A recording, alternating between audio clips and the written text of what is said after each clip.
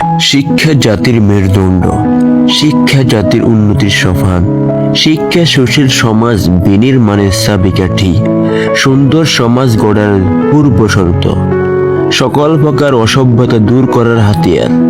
তবে সে শিক্ষা মানব রচিত কোনো ব্যবস্থা নয়, বরং একমাত্র খোদা প্রদত্ত কোরআন সুন্নাহর তালিমই মানুষের ইহকালীন ও পরকালীন সফলতা আনতে পারে।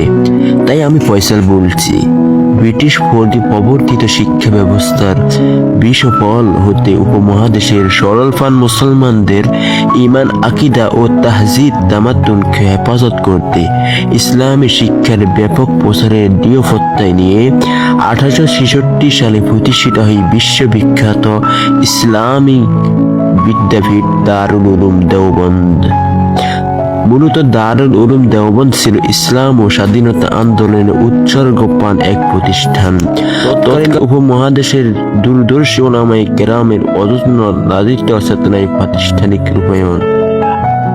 তৎকালীন ব্রিটিশ উপনিবেশ মোকাবেলায় এই উপমহাদেশের ইসলামের সঠিক শিক্ষা ও আদর্শ বাস্তবায়নের মাধ্যমে আদর্শিক, রাজনৈতিক ও মনস্তাত্ত্বিক গোলামির শৃঙ্খল থেকে দেশ ও জাতিকে মুক্ত করাই ছিল দারুল উলুম দেওবন্দের চেতনা।